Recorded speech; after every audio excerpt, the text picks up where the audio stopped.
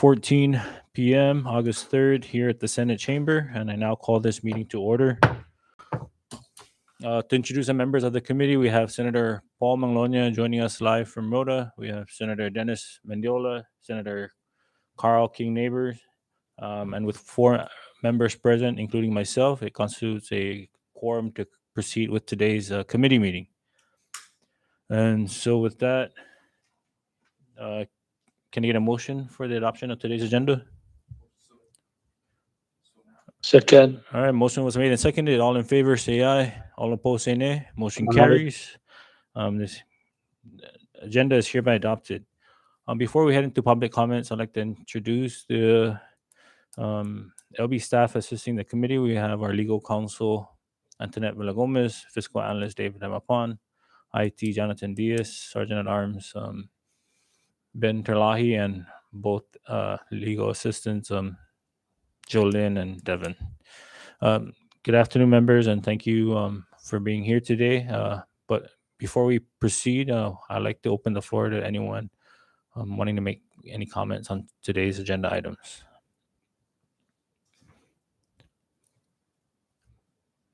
All right, if there's none, we move on to the next item on the agenda, new business. Up for discussion, we have House Communication 23-44, which is the House Concurrent Resolution number 23-2, entitled to approve revenues and resources of the Commonwealth of the Northern Mariana Islands as identified pursuant to Article 3, Section 9A of the Constitution, as amended, and 1 CMC Division 7 for fiscal year 2024, beginning October 1st, 2023, and ending September 30th, 2024. And so, members, just to open up the floor for discussions, the House Concurrent Resolution was drafted and passed as proposed by the governor's submission. However, based on our recent discussions with the Secretary of Finance, that figure projected what an increase in certain taxes that hasn't been enacted into law yet. And so absent that legislation or absent that statute, this, what we're going to have to discuss is removing that projection on those taxes off of this, the overall projections for the entire year. If the House proceeds with any tax increases, and that would come in a form of a supplemental budget, which we can discuss whenever that happens. And so I've invited the Secretary of Finance and SA for Office of Management and Budget to answer any questions that members may have and to determine the effects of possible suspension of earmarks if that's up for discussion, in order to kind of set a ceiling for the House to start their allocations. We have about a month and a half before we have to pass this budget bill so that the governor will have time to review that budget. And so, this would be the first step in setting that ceiling so that the House has a ceiling to work on. And so at this time, can I invite both the Secretary and SA to join us in the chamber, please?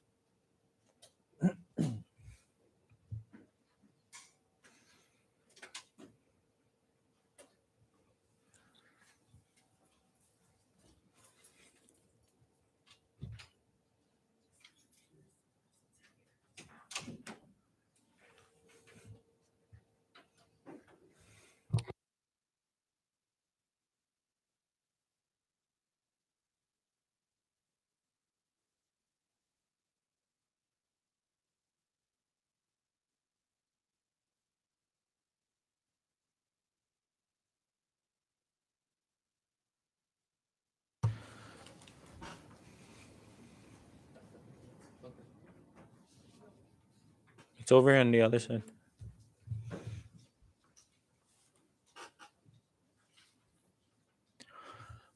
Okay, and so just to throw numbers out there for the viewing public and for those listening in, the projection for next fiscal year that figure stands at 175,564,623.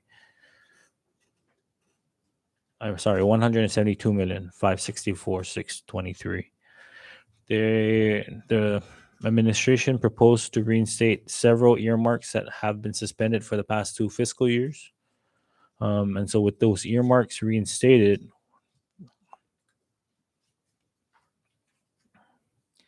including the mandatory debt services, the fund 2007 A and B bond payments, pension obligation note payment, and the MPOT loan. And then in addition to that, the settlement fund agreement of 34 million. The total earmarks comes out to 57,157,358. And so if we subtract that from the 172 million that was proposed, that gives us 115,407,265. And so again, what I mentioned earlier was that the 9 million that was projected, it's not something that we can consider now absent the statute. And so that would bring the 115 million down 9 million. And so at this time, Secretary, if you can confirm or maybe correct me if I'm wrong, if that's the initial proposal that was sent over by the administration, and that 9 million was in fact the projection of these new taxes that, if taken effect, would provide for that 9 million. Good afternoon, Senator and members of this committee. Yes, that is correct. We did do a separate projection for the BGR increase, which did increase the revenue sources by 9.1 million. Would you happen to have the exact figure as to how much that? So if On an annual. Would you happen to have a more accurate figure without any of those new projections of these proposed legislations? No, it was included in our proposal. So no other version of the proposal exists. It's embedded in our revenue projection. Okay, so if we were to take that out, are we to subtract exactly 9.1 from that 172? I can give you the exact amount that was included based on our tax analysis.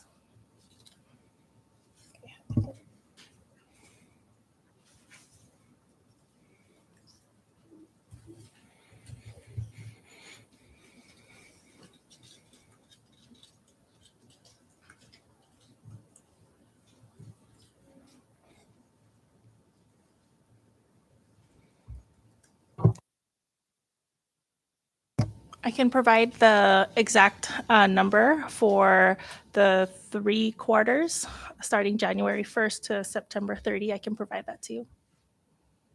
At a later time, or is that Yes, what you have now? At a later time. Right now, Okay. I have the annual analysis that was provided by Revenue Tax. However, we had to reduce that amount because it would take effect only in January and not the first quarter of the fiscal year 2024. So you're saying it's probably less than 9 million? No, I it's mean, more. more than 9 million? Because the analysis begins from January 2024 to December 2024. However, we reduced it only for the period of the fiscal year, which is January to September. Okay.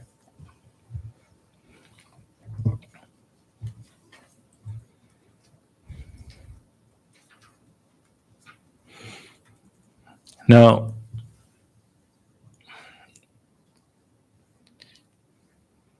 say we were to take out that 9.1 million and reduce that figure down to roughly 163 million.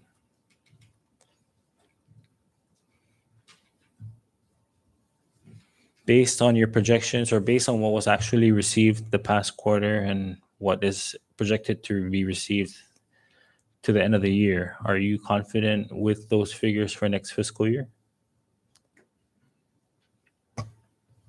We are measuredly and cautiously optimistic, only because the next fiscal year allows us more time to realize the revenues that we've projected, including other mitigating factors that were not included in the revenue projection, such as other tax legislation that's being introduced, such as the construction tax, and then also the work of the tax collection task force.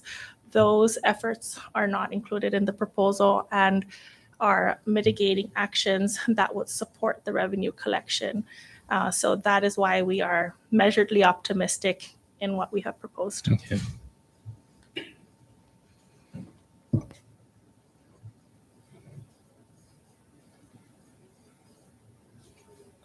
And so, in the meantime, if the sorry, Dave, can you quickly, if we remove the 9.1 from the total budgetary resources, less earmarks, what number does that come out to? Will get us down to $106,307,466. For the full fiscal year? Yeah, right. That's right. Yes. What is our current, including this revised budget, did we approve for this, the current fiscal year?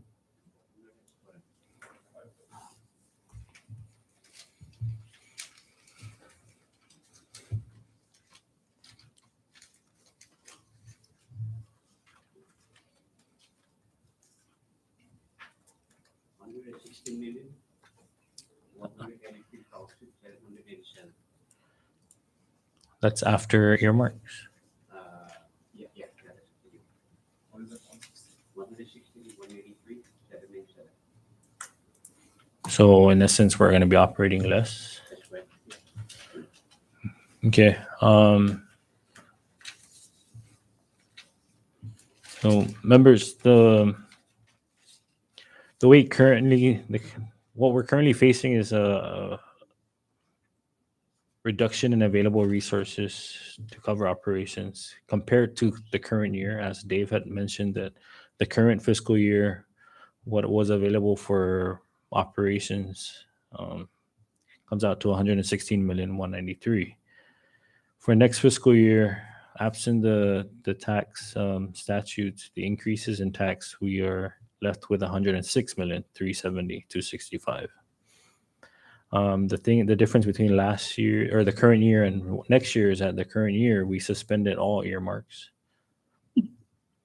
But for next fiscal year, the 106 million was after the earmarks were reinstated. And so there were several discussions that were made. We're faced with several options. We're faced with suspending certain earmarks, suspending all earmarks for their reduction in hours. And so that is something that the committee will have to further discuss and decide upon. But in the meantime, is there does any of the member have anything they want to ask OMB or Finance? Recognize Senator Carl. Thank you, Chairman, and I thank you guys for being here today, taking time out to be present for this committee hearing. There's 6.6 identified under GHLI for active and retired employees. Is that adequate? The number identified. The 6.6 identified for GHLI, which is the group health life insurance program, that is our Aetna coverage and our life insurance coverage, is still underfunding the program. Okay. So we still encourage the legislature to identify other sources of appropriation to fully fund the program. And that's underfunded by how much? The projected cost of the program that was provided by GHLI was around underfunded by at least 11 million.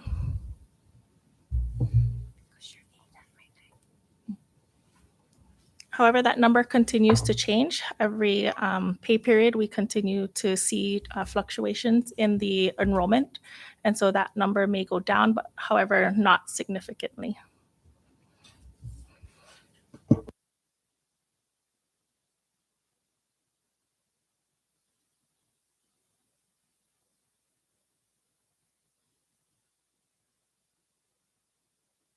Thank you, Senator Carl.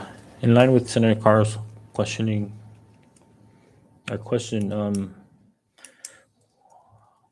how much are we expected to pay GHLI for this fiscal year in total? Do you have that figure? We are expected to expend at least 16 million on the program. And what has been funding that? So to date, ARPA is funding that the program, as well as the employee contribution to the program. So the payroll deductions that go directly to GHLI for the employee share, and ARPA does cover the employer portion.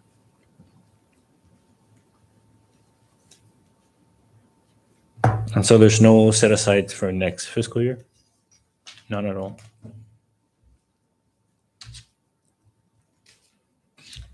How is GHLI paid, on a payroll basis? And how much do you know is being paid per payroll on average? I only have annual figures with me, and the amounts are also broken up between active employees and retirees. So I have the retirees portion of the health insurance is about 400,000 a pay period. Life insurance is about 20,000 per pay period. For active employees, health is about 370,000 per pay period.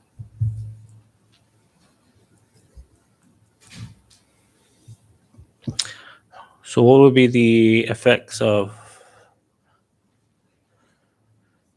suspending that,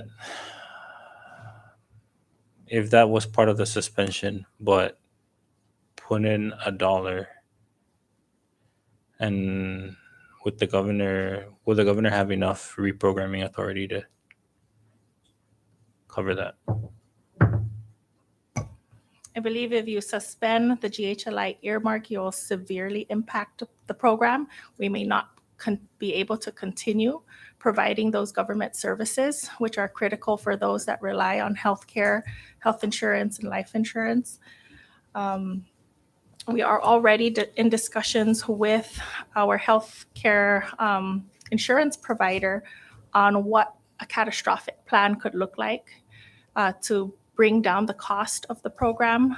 Mind you, our cost is around 16 to 18 million, and the proposal is only 6 million. So our approach is, what can we get for that amount? Assuming that would be the only funding source. However, if we have other sources of funding, then that changes the discussion. But with the funding that's on the table right now, that is our most reliable source of funding. And so we're actually meeting with Aetna tomorrow to discuss what our potential options could look like, what plan changes would have to be made, the changes in premiums for both the employer and employee.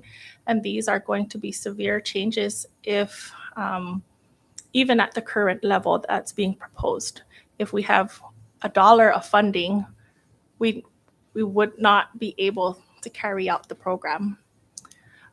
In terms of your question about whether will the governor have enough reprogramming authority, I believe it usually is only allowed for the executive branch, which is already proposed only at 72 hours with bare utilities and operations. I believe we don't have operations proposed. So to think that we could reprogram $16 million is unrealistic. So we'd have to identify that source of funding somewhere else. Our vendor has been very patient and is collaborating with us in ways on how we can keep the program moving, because there's a lot of patients that depend on this coverage. However, it is very challenging to keep our services active. And if the legislature passes $1, then that is the commitment, the level of commitment to the program. It would impact our negotiations with our vendor and definitely impact the services. So again, I plead that you keep our proposal to restore the earmark for the GHLI program. Thank you. Is there any way to reduce the employer share? There are multiple options, and again, we're going to review them and discuss them as early as tomorrow. This discussion has been ongoing since this administration came in. And in the current year, the current enrollment year, the only way the employer share goes down is if the employee share goes up. And there's a huge risk of fallout of the current enrollees. And that is something that we don't take lightly, because this is healthcare, people's healthcare that matters. And so we're looking at other plan changes, maybe reduction in coverage areas, coverage services that we could remove from the plan that could potentially bring it down. However, we do have a high-risk population that's included in our enrollees. So that also is a big factor in the calculation of our premium. So it is a very challenging thing to balance. However, we do keep in mind all enrollees that use the health insurance program, and we are looking at any way possible to maintain that. And one way that we found was to restore the earmark to protect that funding, at least that funding level. Okay.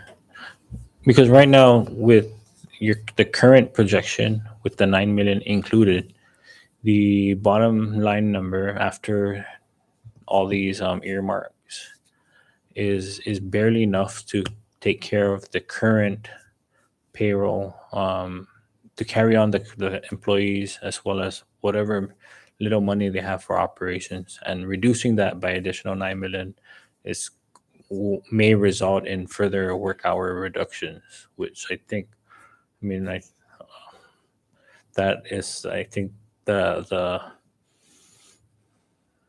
last thing we want to do at this time. I don't know if the members will agree with that, but of the earmarks that were reinstated, GHLI seems to be the highest amount of that.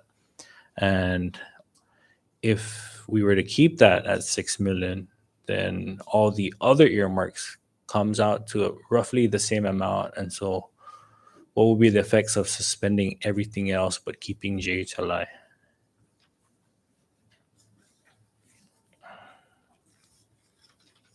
We have 70% solid waste at 85,000, CIQ overtime at 323, the MVA hotel occupancy tax 4.5 million, revenue tax reinforcement 200, solid waste 649, developers infrastructure at 108. And so in total,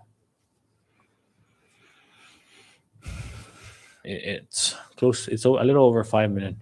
Dave, do you have that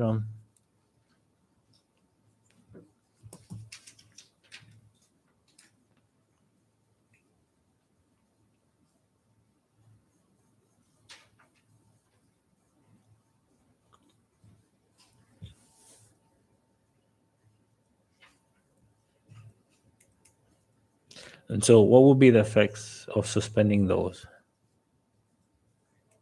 What will be the effects of keeping GHLI at the 6.5 or 6.6 and suspending the others? Again, our plea is to keep the current proposed resources, because all three programs are they're critical. They're critical for all government services. The solid waste revolving fund and the assurance for the continuation of those operations. We believe that's critical. MVA, we know that we are relying on the recovery of our tourism market to meet our projections, even without the increase in BGR, just to meet the basic projection of an increasing tourism, increase in flights, and that requires MVA to go out and do their marketing activities. And so we believe that that's also critical in order to sustain the level of operations that we need and the projections that are required for that. So again, we highly encourage to pass the version that the governor had proposed, and it's really protecting three major programs, the critical earmarks that we believe is necessary. And I cannot say which one that we can do without. We believe all three are critical. And so, again, the only way possible is to pass a BGR increase.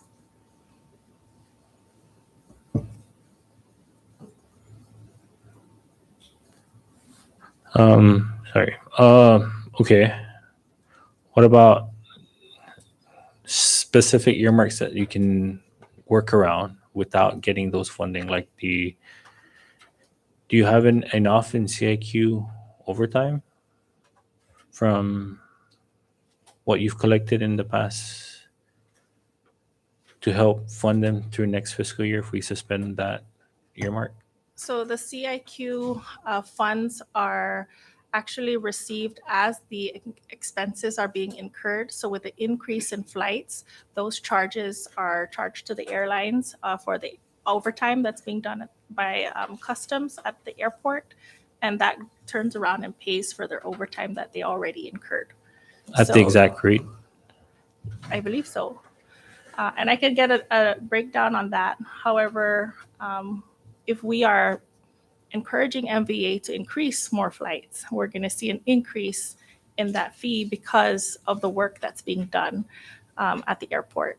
So that's also the reason why we are maintaining that earmark, is because it's all part of a plan to increase tourism, increase flights. We know the customs personnel need to be available to clear those flights, or those people won't leave the plane. So again, our package proposal includes all of those assumptions. Okay. At this time, I recognize Senator Carl. Thank you, Mr. Chairman. I just kind of had a brief question regarding the increase that was embedded to the proposal. You guys said you guys are not able to provide a dollar amount for what that number represents. The exact number, I know it's rounded to 9.1. Around And 9.1. I can give you the exact number to the cent. Okay. I just don't have that with me right now. And just for record keeping, is that a common practice for you to embed tax into a budget proposal that hasn't been passed?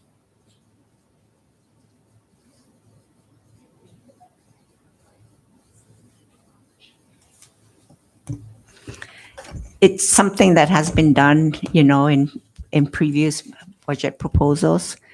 And so, we work with this body, both the House and the Senate, to ensure that the passage of any increases in taxes, be approved either, concurrently or, thereafter, but before the tax implementation comes into effect. So if the BGR is not, the BGR proposal doesn't take effect by October 1, there's still that 90-day window for both the House and the Senate to address the passage of that BGR proposal. When in during the instances where a budget proposal is submitted with the tax embedded, is it common practice for you to submit only one version of the budget and not work on any other alternatives, only with the budget submission, the tax increase implemented? Well, in the Planning and Budgeting Act, there's that July 1 submission. I mean, once you submit the proposal on April 1 or May 1, if there's a new administration, there's one more opportunity where the governor is given 90 days before, the fiscal year arrives, where he can submit a revision to the budget. I guess I'm just trying to understand what mechanisms were in place that got us to where we're at today with regards to the embedding of that increase of the BGRT increase. So just any input as to kind of the thought process that went into that aspect component. Well, if we look at, the current expenditure rate in itself, the current budget does not have any operational funding besides the 1.8 million in, utilities allocated. But, critical expenses like our utilities, our GHLI, our 25% to retirees, even the health network program, those are very critical expenses. And, those are the things. How do we come up with, funding all of these critical programs? It's either we remove a certain percentage of, the number of NOPs in the budget to be able to sustain government operations and keep it at 80 hours, or we have to look at somewhere where we have both sides, and increasing the BGR is one area where we haven't done since back in Public Law 9-22. And I believe that during that time, when that measure was enacted into law, there was a sunset provision. So, it's something that this body can also consider, having to have that BGR,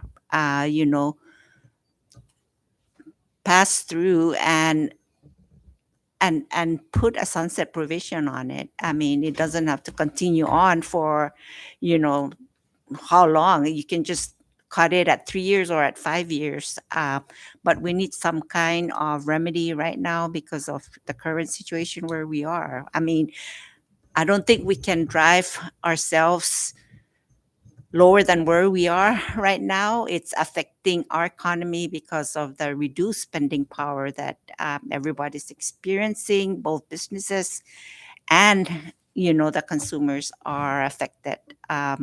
We should focus on factors that we can control and sway away from factors that we can't, because like, for example,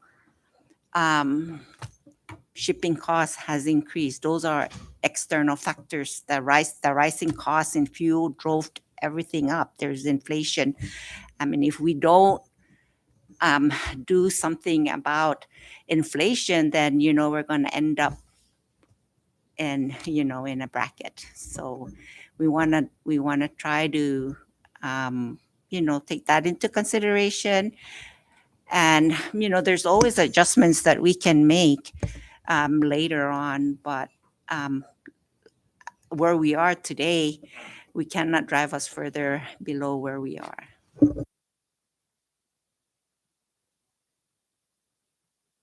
Lastly, to the best of your recollection, at what point did you consider the implementing the tax increase? Was it before the revised, during the revised, reenacted, where you considered it as a viable option for the upcoming FY? At what point in time was this at play? I believe it's when we started working on the FY24 proposal. As you know, we revised the 23, and right after that, we had to go into preparing the FY24 budget. And in that phase, we realized that on an annual basis, even the 116 level of the current fiscal year is not enough to sustain a whole year's worth of personnel and other programs. And so that drove us to look into how does government increase revenue? And number one is through taxes. And how, although no one wants to increase taxes, at this point, I believe we need to. And we just have to be mindful of the business community's input. And in getting the business community's input, of course, nobody wants, right? Nobody wants the tax. However, they did mention it's in our discussions, it's a pass-through tax. And when you look at how to raise revenue through taxes, it spreads the burden amongst the entire community, right? I pay taxes, you pay taxes, the businesses will pay the BGRT, we pay it through purchases that we make at the store. Versus if you try to handle it on the expenditure side, you're placing the burden on just a few number of people, which most likely would be just the government employees within the executive branch maybe, or whatever other program that you must find you have to cut on the expenditure side, right? And so only a few number of people or certain services will bear the burden of that loss in revenue versus increasing taxes where the entire community gets to shoulder that burden together. And with the input from the business community, the increase in taxes, although it will be challenging for them, what they do want us to focus on is stricter and stronger enforcement of taxes. And that's what will level the playing field for them. And so for us to put together a tax collection task force, they are out and in full effect right now, reviewing the entire AR that we have, going out and doing on-site visits, already doing on-site collections, and taking those efforts that the business community has asked for us to do, should we even consider an tax increase. I believe those are all the different ways that we are trying to work together to at least survive the next year. And hopefully all the other factors start to kick in, all the construction, all the increase in flights, hopefully increase even more. And all those mitigating actions will start to kick in and increase the revenue collections, hopefully for a supplemental budget. But at this point, we took all of those into consideration in the process of preparing the budget. And we believe that this was the best approach. Thank you, Senator Carr. I recognize Senator Dennis. Thank you, Chairman. So for me, it's just really interesting that we don't have like the breakdown minus the 9.1 million in front of us, in case we don't pass this concurrent resolution, including the 9.1 million. The challenge here is that we don't have the tax that you guys are proposing. It's not going to generate out of the Senate. It's going to be out of the House. So the problem is that I have no communication in that. So now we're just banking on adding the 9 million in the interest that the House is going to pass the tax and it's going to come to us and it'll address that shortfall. So the problem is that it's not going to be balanced nonetheless. So now the question that lies before us is, do we just take that chance up here? So my question really is that if we had to choose on suspending any earmark, what is the least detrimental to us in order for us to just pass this pass a balanced budget?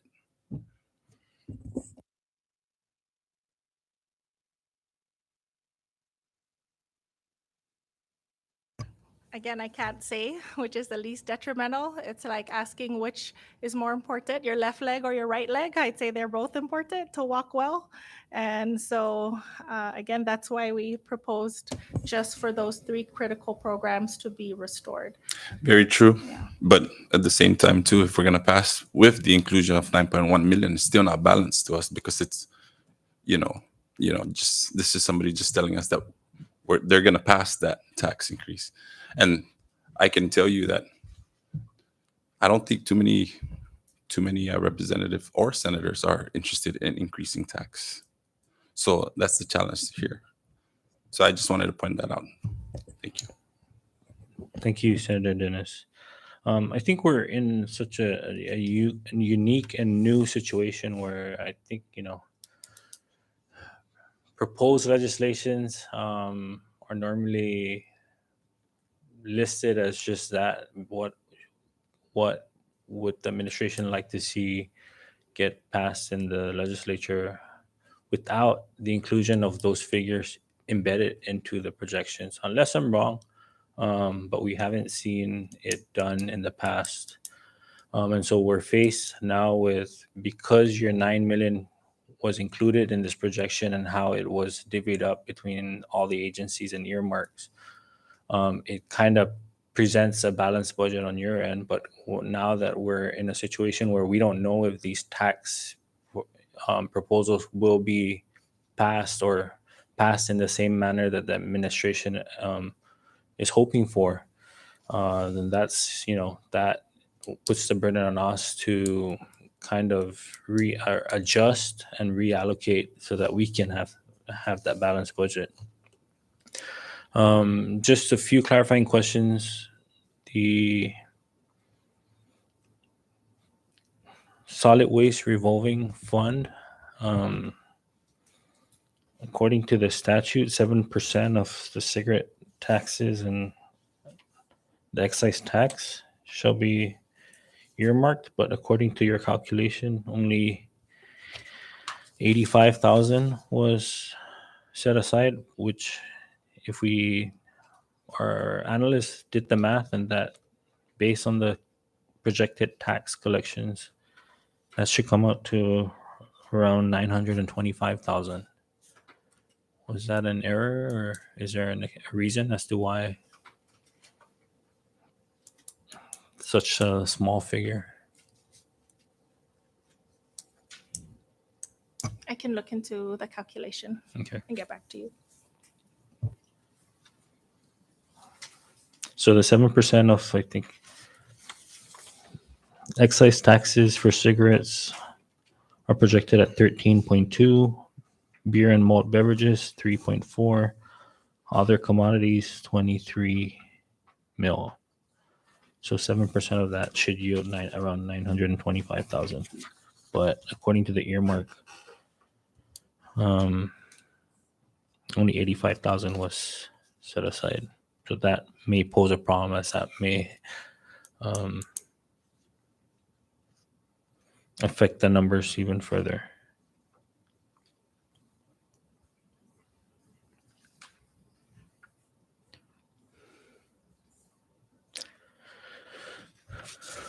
And so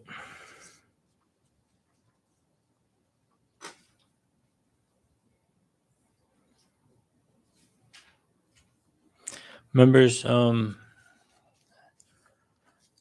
we wait for these figures to come in from the secretary and SA, is there anything else you want to ask them before we dismiss them so that we can discuss on how to proceed with the current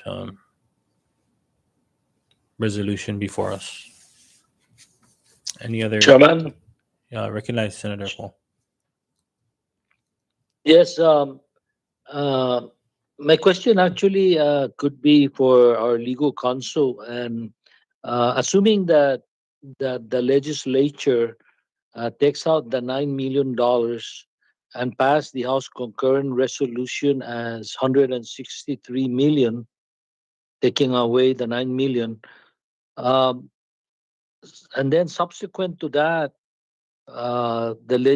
during the discussion of the budget, when the budget is being deliberated on, when the budget is being deliberated on and the legislature agrees on a construction tax or BGR, halfway tax, uh, can at that point the budget be adjusted to reflect such additional increase before the October 1st deadline?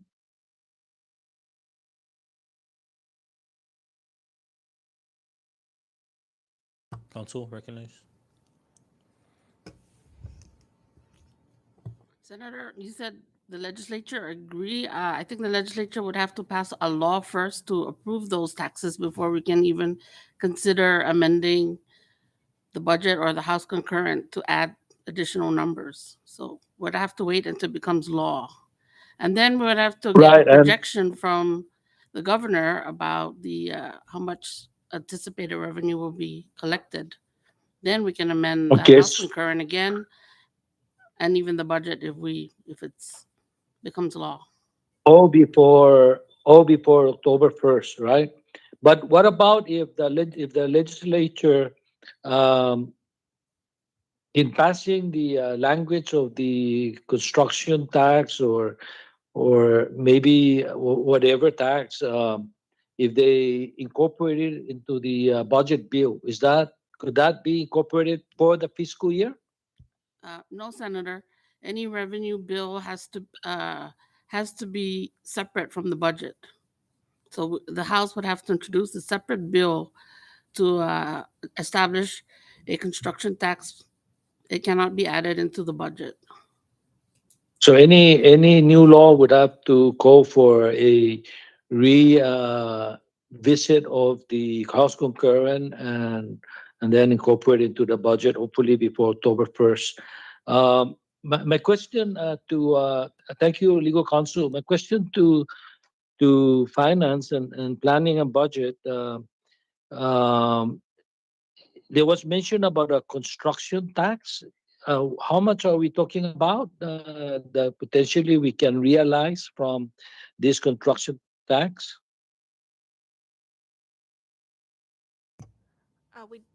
We did not provide a projection for the construction tax as part of our proposal. However, we did provide an estimate to the House. Those are preliminary general estimates based on approved, awarded construction projects, and that can be provided to you as well. Oh, so about are we talking about 5 million? You think there at least around there? In total, it should be more than that over a 5-year span. However, we do have to break it down by year of each year of the construction project, and most of them are 2 to 5 year projects. And so we take the at least the percentage that is being proposed right now at 3% and applying it to what we think the progress payments would look like on a normal CIP type of project. So it's not a lump sum of 3% on the total award going to be collected up front. It's actually as the project progresses, which is usually, maybe a 10% at the beginning of the project, 20%, 50% in the second year, and then it breaks down. And so so we provided some kind of estimate that we can share as well. Okay, so I'm talking about for the next fiscal year then. So a ballpark figure would be what, 3 million? I would say if those projects that we included in the estimate have started and are in the second phase, past the design phase and actually in construction, then yeah, we were estimating around $1 million to $3 million. Oh, okay, thank you. What about thank you, Secretary. What about your tax collection task force effort, the revenue collection efforts? What are that I assume was not incorporated into the budget, but based on so far the progress, how much are you anticipating from those efforts? As far as the collection progress, we are in the very beginning. We've completed training of the task force members, and they just started to go out on site visits this week, and we're seeing some collections. However, we have our target 180 days, and we will be monitoring our collections along the way, as well as other performance indicators of how well are we getting taxpayers into compliance. And so I know I shared an overview of the AR with this body in the past. However, I don't see that we're going to be collecting, huge lump sums. It's more of getting taxpayers into compliance and having them become part of the normal revenue stream through their consistent payments. However, we welcome any lump payments, of course. So I can't give you an exact number. However, I did provide some targets to this body on the overall outstanding.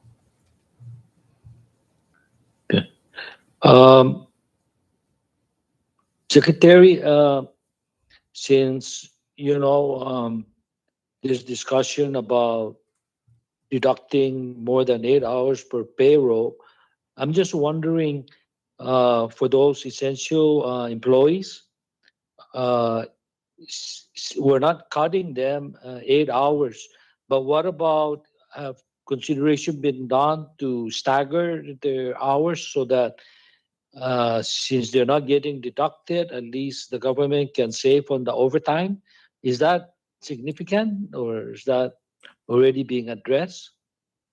Like for law enforcement officers, essential employees, not that I'm against the overtime, but to balance it out so we don't have further cuts across the board with employees' hours.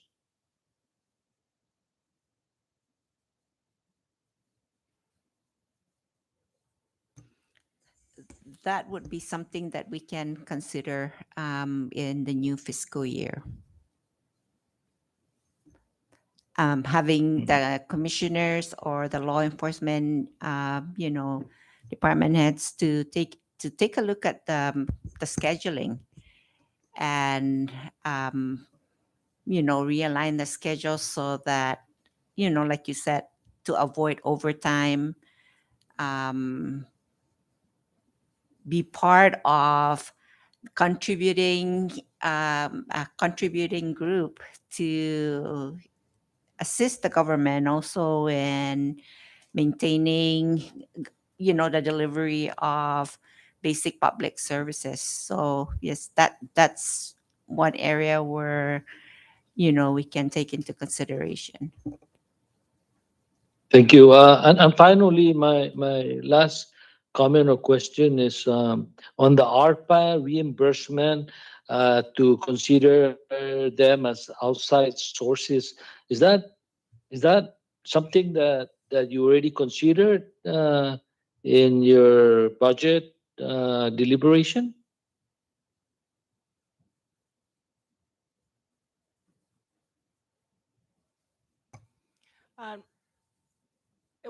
ARPA was not provided in the budget submission as an outside source because it is currently funding current year operations, and we did not want to identify that as a source of funds for FY24. However, we are in full cost containment measures at this point, and we are trying every approach to sustain that for as long as we can. However, we don't see it as a source of funding for FY24.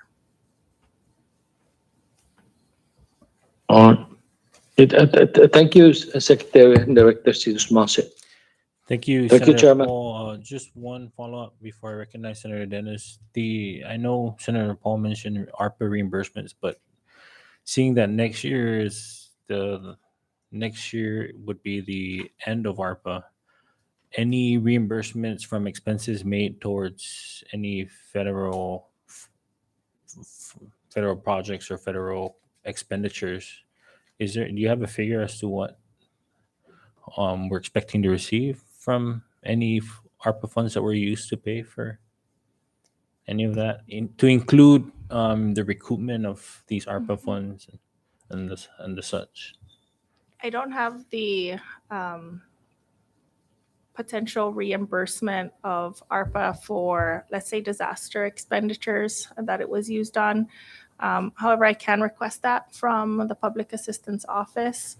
That is part of their work that they're doing right now, is reviewing invoices that were expensed and to be reimbursed, and the source of funding for that. And if it was ARPA, I believe they've been working on identifying those.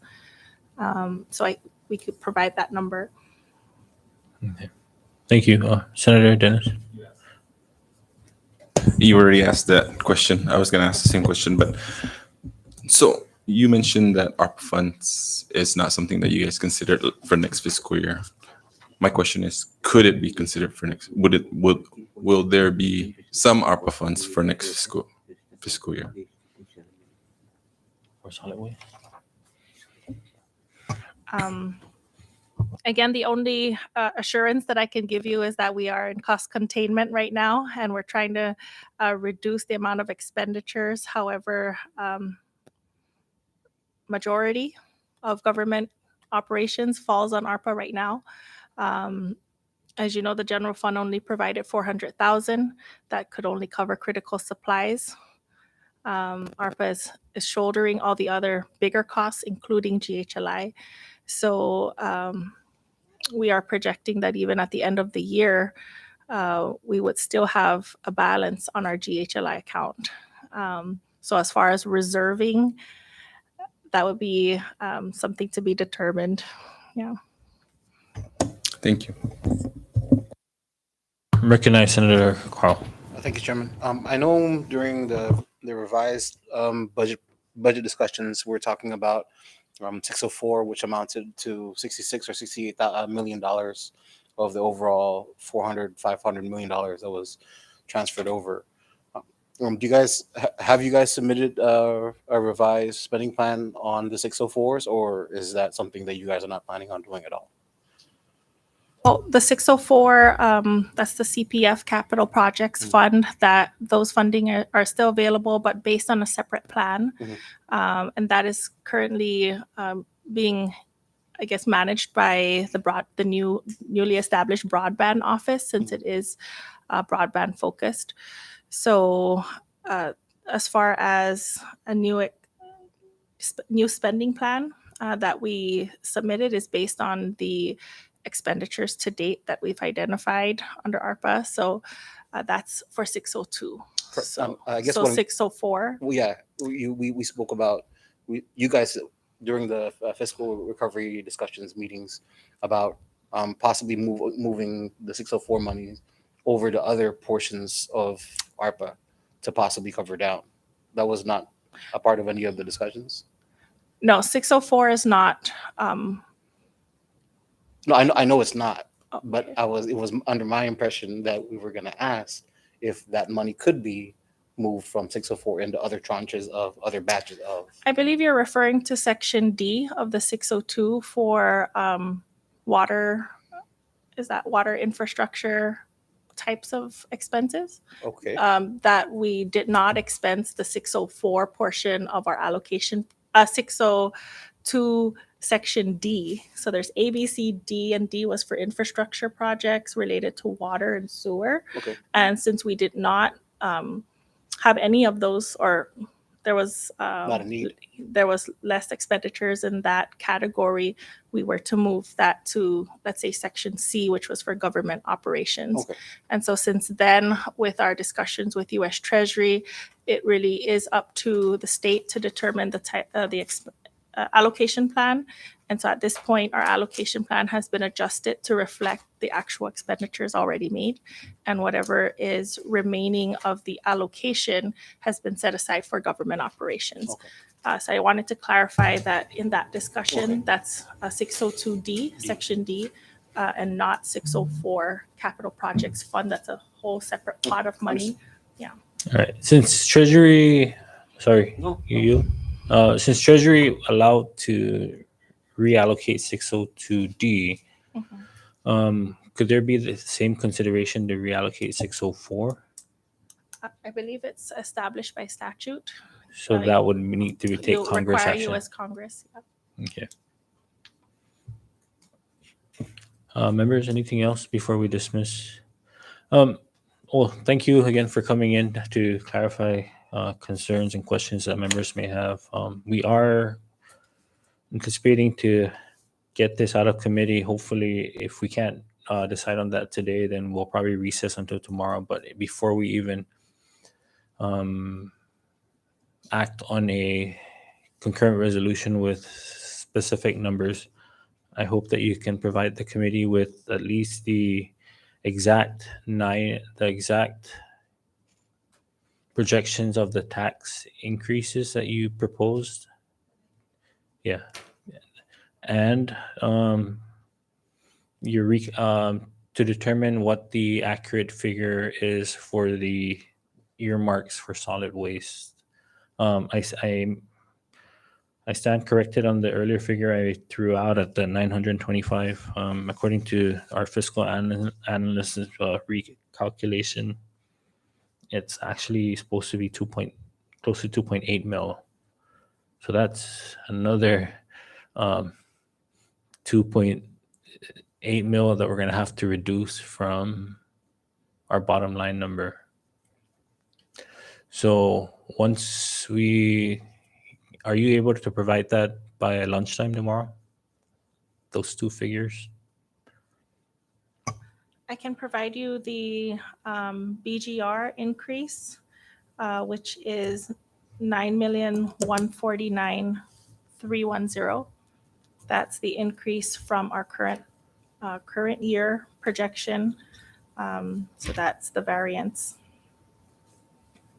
Okay, and then we'll And just then wait the on other the. one, I'll try my best Okay, to provide that. if you don't mind, can you prepare that 9 million in official Okay. communication so that we can use that as a nexus for reducing the projections for next fiscal year. Before I dismiss you, I recognize our fiscal analyst. Chair and members today. Ms.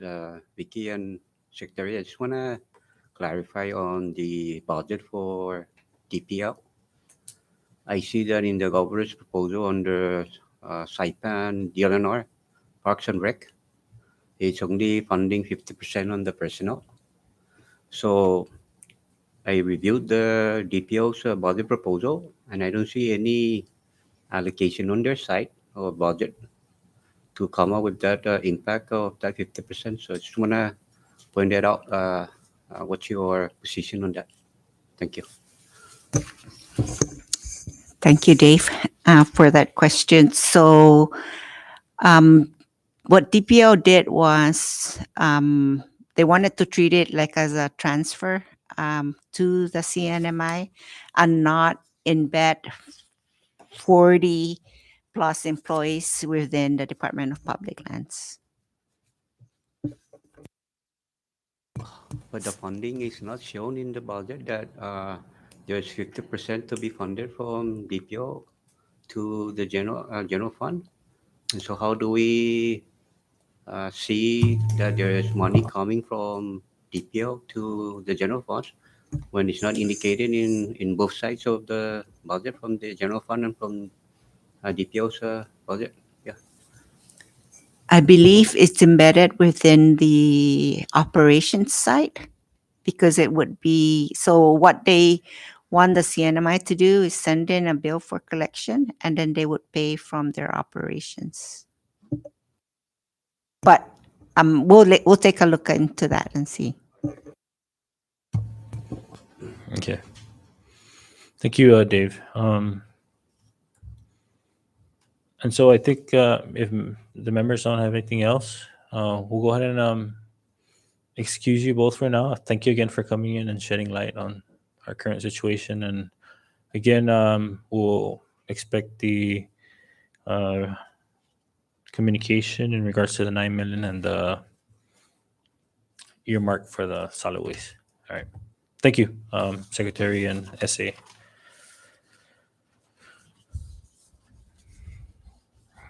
All right, members, we're back to the House Communication 2344. I think at this point, members will just have to determine how else to proceed. Again, several options were thrown out. Suspending certain earmarks or just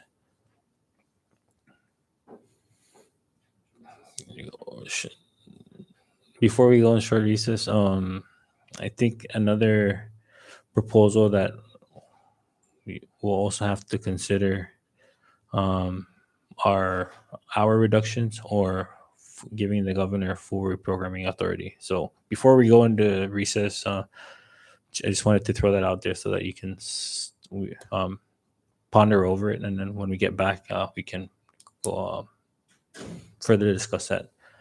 And so at this time, we'll take a short recess and be back in 15 minutes. Short recess.